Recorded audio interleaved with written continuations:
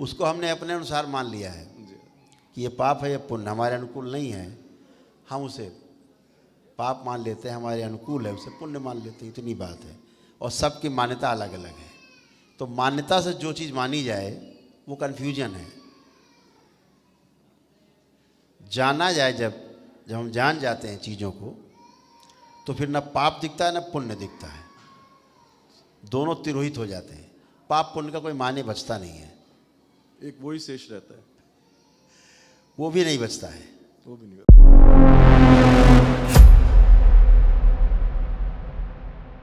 प्रभु के चरणों में कोटि कोटि प्रणाम।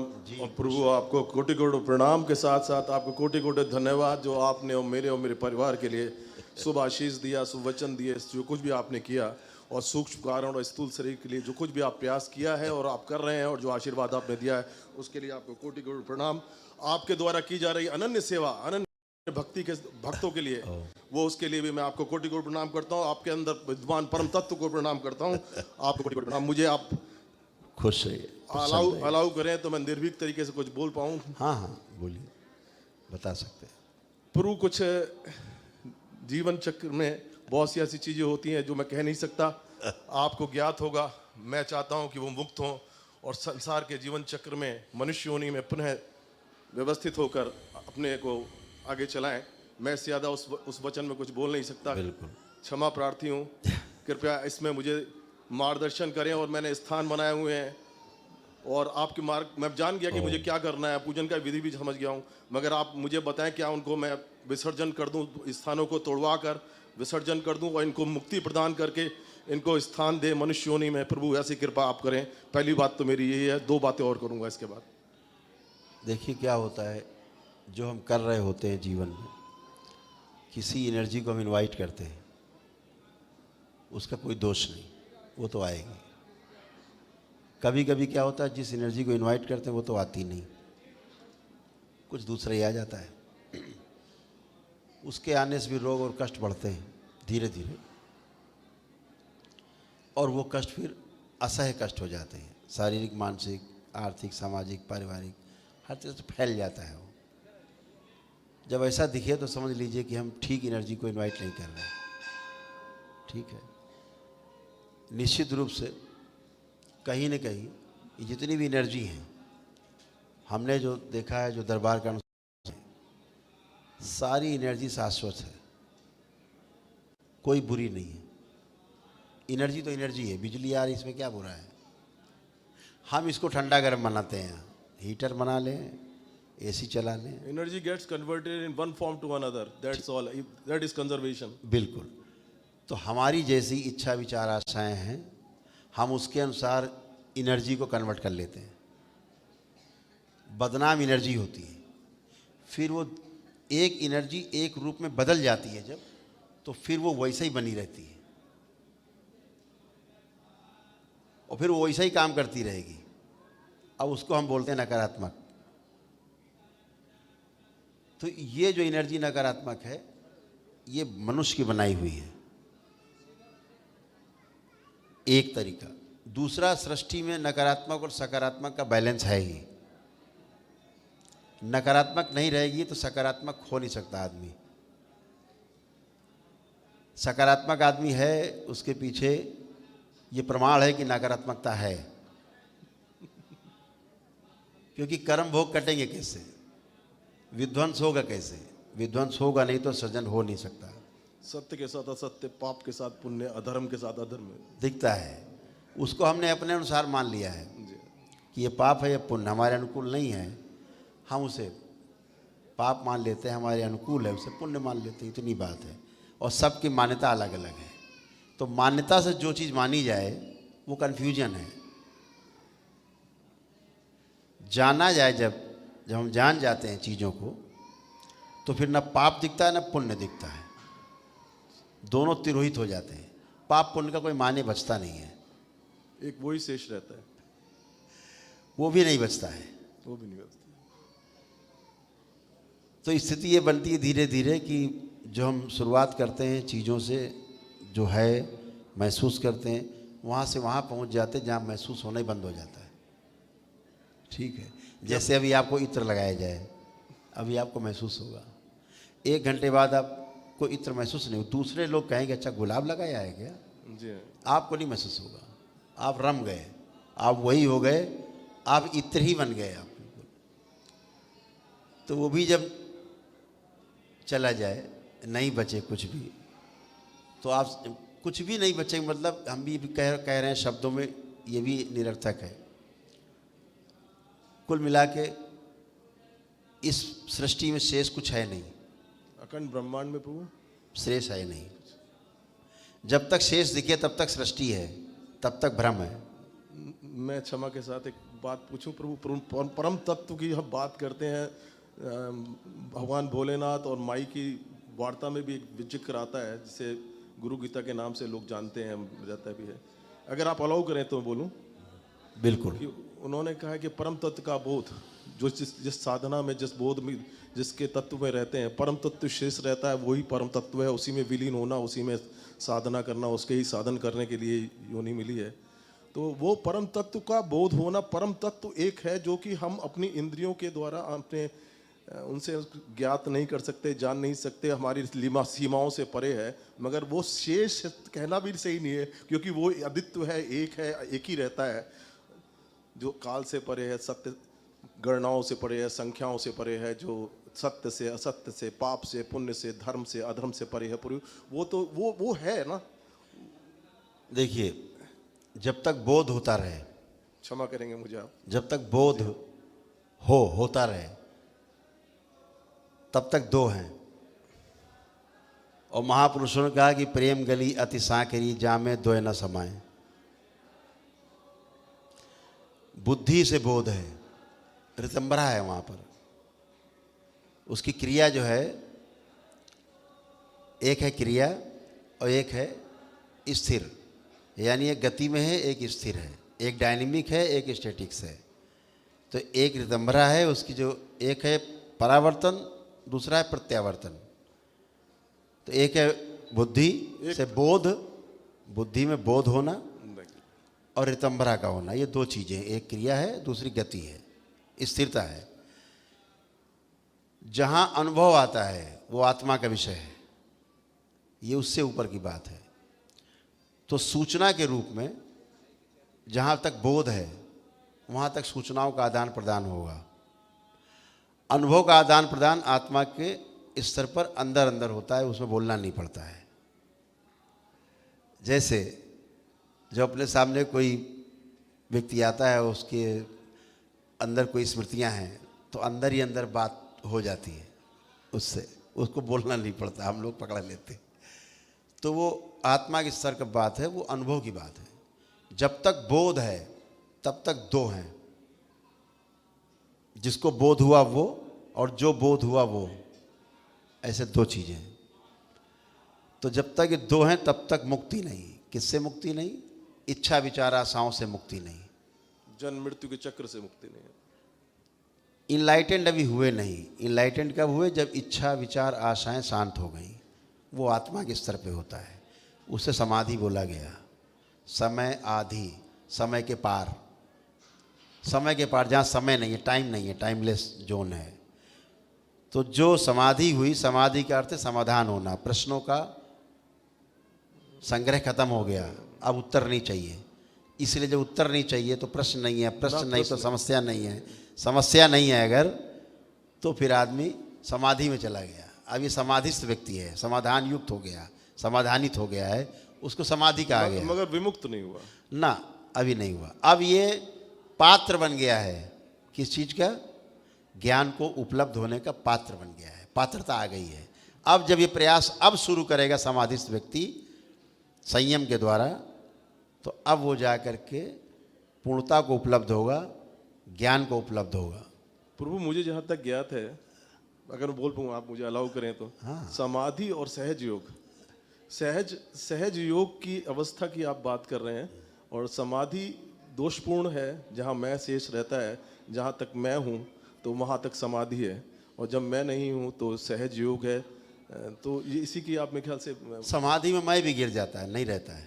समाधि में नहीं रहता, नहीं रहता, न कुछ नहीं रहता। समाधि फिर कौन करता है? वही तो समाधिस्थ कौन हुआ? वो रह गया। हाँ बिल्कुल। अभी क्या है जैसे मन है, 5 चीजें हैं जीवन में, आत्मा, बुद्धि, चित्त, वृत्ति और मन।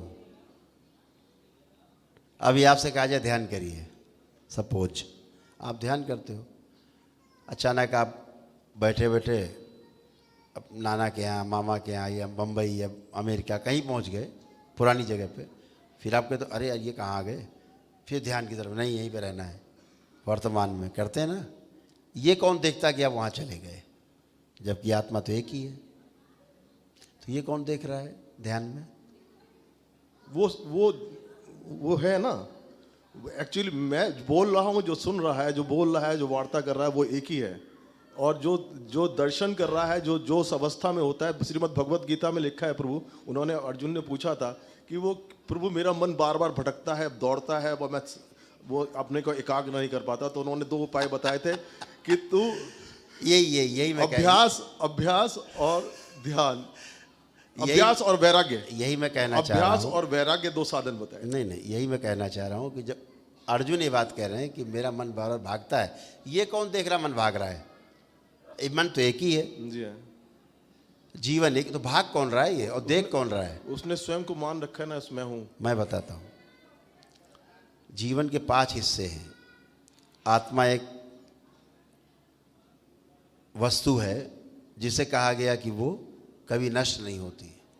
इस पे कभी आगे चर्चा करेंगे 2024 के बाद, जब 25 आएगा, कि आत्मा नष्ट होती कि नहीं होती है। अभी कहेंगे तो अतिशयोक्त होगा। अभी इतनी बात करते हैं केवल कि मान लेते हैं अभी ग्रंथों के अनुसार कि आत्मा नष्ट नहीं होती, अजर अमर है। एक लाइन में कह दें कि अजर अमर नहीं है। इस पे 2025 में चर्चा होगी कि अजर अमर है कि नहीं। ये विषय विवादित विषय है। बुद्ध को इसीलिए लठिया, यहाँ के ब्राह्मणों ने लठिया के भगाया, क्योंकि उन्होंने कहा कि नहीं, आत्मा जैसी कोई वस्तु नहीं है। प्रभु मैं अपनी बात पूरी कर लूँ। इस पर चर्चा 2025 के बाद होगी। जो दरबार का लक्ष्य है, जिसके लिए दरबार का जन्म हुआ, वो बातें 2025 में होंगी। अभी तो ये सब चल रहा है, मानवता करा रही है, तो ठीक है, ऐसा बन जाए इस देश में 10-20 हज़ार, 25 हज़ार, लाख, 2 लाख लोग ऐसे बन जाएं मेरी तरह से, जो लोगों का कल्याण कर सकें। ये हो जाए, है ना, जगह जगह फैल जाएं, तो सारी नाटक नौटंकी करने वाले लोग, जादू टोना टोटका वाले लोग गायब हो जाएं, और आदमी स्वस्थ हो सके, बच्चे स्वयं अपने को परिवार में स्वस्थ कर सके सबको। ठीक है, तो ये चर्चा बाद में होगी, आत्मा अजर अमर है कि नहीं है। अभी मान लेते कि है। ठीक, तो आत्मा, बुद्धि, चित्त, वृत्ति और मन, 5 मिलके इसको जीवन कहा गया। तो जब आप ध्यान करते हैं तो मन को आपका मन भागता है। कहाँ भागता है? इधर उधर भागता है, नहीं भागता। तो इस पे दृष्टि कौन रखता है? इस पे दृष्टि रखने वाले का नाम है वृत्ति। क्या नाम है? वृत्ति, जिसको बोलते हैं आप बाद में पुनरावृत्ति। तो वृत्ति की दृष्टि उस पर रहती है, मन के ऊपर। मन भागता है तो वृत्ति देखती है किधर गया, इधर। क्यों? उसके अंदर विश्लेषण और तुलन की शक्ति है, तुलनात्मक, सापेक्ष, तुलनात्मक अध्ययन करने की शक्ति है वृत्ति में। सापेक्ष है, तुलनात्मक अध्ययन करने की शक्ति उसके अंदर है। अगर वो प्रिय हित लाभ के अनुसार दृष्टि है उसकी, तो भोग की दृष्टि है। अगर न्याय, धर्म और सत्य की दृष्टि है तुलन की, तो वो योग की दृष्टि है। 10 क्रियाओं में जीना कहा गया उसे। तो अभी हम 4.5 क्रियाओं में जीते हैं, संवेदनाओं के आधार पे, शरीर मान के अपने को जीते हैं। जिस दिन जीवन को और शरीर को दोनों को समझ के जीने लगेंगे, वो 10 क्रियाएं हैं जो जीना है। तो वृत्ति का नियंत्रण मन के ऊपर है। देख लेता अमेरिका गया, वहाँ कहाँ गया, लौट के आओ, तो फिर ध्यान करने लगते हैं, फिर आ जाते हैं, फिर कहीं पहुँच गए, ध्यान करते करते फिर वृत्ति देखती कहाँ चले गए, फिर लौट के आ जाते हैं। वृत्ति के ऊपर नियंत्रण किसका है? तो चित्त का है, चित्त का नियंत्रण है। ठीक, चित्त के ऊपर नियंत्रण बुद्धि का है, बुद्धि के ऊपर नियंत्रण आत्मा का है। आत्मा का। ऐसे सृष्टि में साइकिल बना हुआ है। तो बहुत चर्चा करना चाहते हैं, आगे करेंगे। अभी तो श्रीमद् भगवत गीता के दूसरे अध्याय में भी जो आत्मा का वर्णन लिखा है वो सब परमात्मा का है, उसमें अटल भी कहा है और अजन्मा है, उसको भी अजन्मा कहा है आत्मा को। खैर प्रभु मैं आपको गीता में भगवान श्री कृष्ण ने एक बात बहुत स्पष्ट कर दी है। वो साफ साफ कह रहे हैं मैं शरीर नहीं, मैं आत्मा हूँ। क्षेत्रज्ञ और ज्ञान 3 शब्द कहे हैं 13वें अध्याय। मैं शरीर नहीं, मैं आत्मा हूँ, सीधी बात, एक लाइन की बात है जी, उनकी। जी, जी। और उसके बाद भी हम उनकी भगवान पकड़ के टांग पकड़ लेते हैं उनकी, श्री कृष्ण की। वो कह रहे हैं मैं शरीर नहीं, मैं आत्मा हूँ। बस ये कॉन्सेप्ट है, इसी पे सवार हो जाइए और पार हो जाइए। बिल्कुल सही कहा प्रभु आपने। और दुर्भाग्य ये बाकी इसी का विस्तार है गीता। दुर्भाग्य ये है कि बड़े बड़े जो कई देशों में अपने अपने संस्थान चला रहे हैं, अगर उनकी श्रीमद् भगवत गीता की व्याख्या को सुनेंगे तो वो साकार रूप में पूजन के लिए कहते हैं 18वें अध्याय में, मन मना मत भक्तो मगाजी मामो नमस्कुरु मामे वैश्यम सत्यम ते प्रतिजाने प्रियोसी में वो कहते हैं साकार रूप में बंसीधारी मुरलीधारी के शरण में आ जा, मैं तुझे उससे मुक्त कर दूंगा। तो वो भी साकार की वर्णन किया उन्होंने, निराकार तत्व का वर्णन भी नहीं किया है। आपको कोटि कोटि प्रणाम प्रभु, आपने मेरी भगवान श्री कृष्ण से अंतिम में अर्जुन पूछते हैं कि हे प्रभु, मैं कैसे ज्ञान को उपलब्ध होऊंगा, मैं कैसे सब समझूंगा चीजों। तो भगवान श्री कृष्ण ने कहा कि हे अर्जुन, जितना तूने आज तक सुना है, जितना अध्ययन किया है, गुरु मुख से सुना है, सब समझा जाना है, सब भूल जा। वर्तमान में रहे, सब भूल जा और छोटा बच्चा बन जा, जहां से जानना शुरू किया था, और मेरी शरण में आ, ज्ञान को उपलब्ध हो जाएगा। मैं प्रभु आपका एक वीडियो देख के जिसमें सबसे ज्यादा प्रभावित हुआ था, जिसमें आपने कहा वर्तमान में ही रहे और वर्तमान में ही करने का साधन आपने दिया था। उससे मैं चमत्कार यही चमत्कार है, क्योंकि कोई किसी को स्थिर भी कर सकता है, यही स्थिर होना होता है, यही तुरी अवस्था होती है, कोई किसी को स्थिर कर सकता है। मैं इसलिए आपको कोटि कोटि प्रणाम करता हूँ। अब जैसे ये दरबार है, जी है, जैसे अभी आपका अपने भूतकाल दरबार ने पीछे का भूतकाल आपका विजुलाइजेशन बंद कर रखा है। जैसे आप भूतकाल के बारे में देखें, कुछ विजुलाइज करें, आपको नहीं दिखेगा। आप करके देखिए, नहीं प्रभु, नहीं दिखेगा। मैं देखना भी नहीं चाहता। अभी जैसे मैं आपका भविष्य दरबार बंद कर दे, है ना, जैसे भविष्य का द्वार बंद किया जाए सभी का, पीछे तक सभी लोगों का बैलेंस। आँख खोलिए, अब आँख बंद कर देखिए, भविष्य के बारे में देखिए, कुछ दिखता है? कुछ कल्पना करिए, भविष्य के बारे में विजुलाइज करिए, चिंतन करूँ, चिंता करूँ, भविष्य के कुछ भी विजुलाइज करिए, कुछ नहीं दिखेगा। तो अब आप भविष्य के विजुलाइजेशन से भी बाहर आ गए, भूतकाल से भी पीछे हट गए, भविष्य से भी हट गए, अब वर्तमान में है। अब जब आंख बंद करके आप ध्यान करेंगे, अब करिए, कोई भी एक जगह एक बिंदु पे आ जाइए, एक ही किसी निराकार का साधन किसी में आ जाएं, आप देखिए वहाँ स्थिर हो जाएंगे। अब ना भविष्य में उड़ेंगे और ना भूतकाल में जाएंगे। करिए करिए, 1 मिनट करिए।